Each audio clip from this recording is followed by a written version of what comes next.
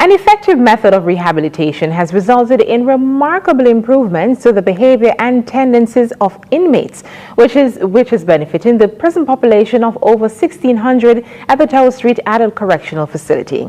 Damien Phillips, who spent a few hours behind prison walls, now provides the details of the program and its wide-reaching impact to prepare inmates to pick up the pieces when they return to civilian life. We have not been seeing much of a conflict these last few years.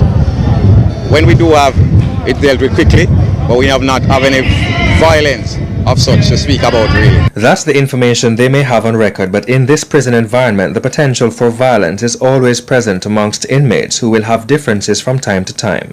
Keeping them happy, giving them hope in an environment which some argue offers little, is always a challenge for correctional officers. Staying out of trouble and knowing how to handle conflicts may be the difference for many of these inmates, and so getting involved in any rehabilitation is always helpful. Since last year, over 250 inmates have benefited from stress management and rehabilitation training put on by the Art of Living Foundation.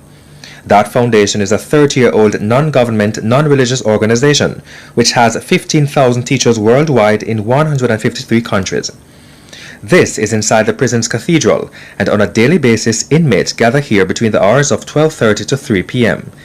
This batch of 70 inmates is allowed to forget about their problems and embrace solace and invite inner peace.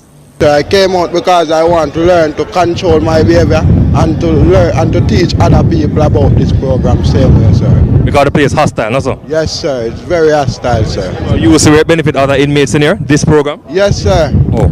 In many different ways, sir. Where they even can have this as a skill to help them further on in life when they go back in society, sir. Some of them were skeptic and they were very boisterous when they deal with each other. The simple things trigger off a conflict. How they speak to each other, how they react to simple matters. Now they are able to deal with this situation in a more controlled way.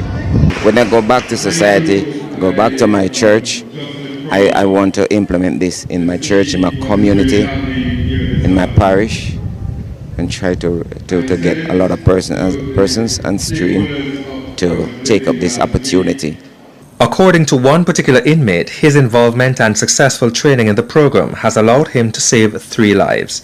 Inmates, he says, who were about to commit suicide but today are thankful they had a voice of reason in their ear.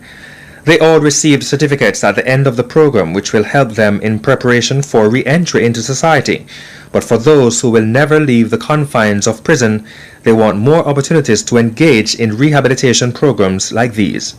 If we can get a further drive, with them come with, we can get some more like a branch add-on to make the thing work in a stronger form. Because in a sense, we could have point out here right now, say GP is not a prison, that's a first and foremost. GP is a holding area. And if you don't know how to operate a holding area, we built for all 800 man. And now it contains 1,600 odd. If you don't know how to manage a situation like that, because watch out, you don't have no infrastructure inside our prison, you know. Their joy is increased. You see there's them smiling.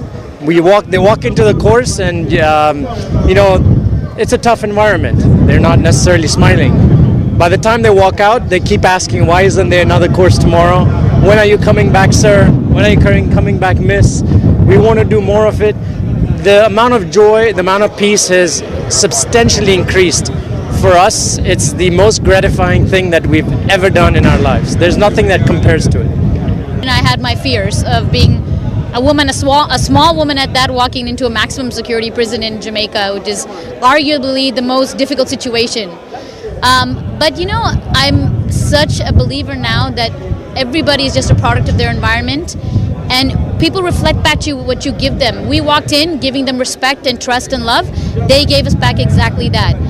They're currently conducting work in other correctional facilities and some local schools, engaging individuals in specialized courses to include drug rehabilitation. We train locals as to become Art of Living teachers in a short span of 1 year.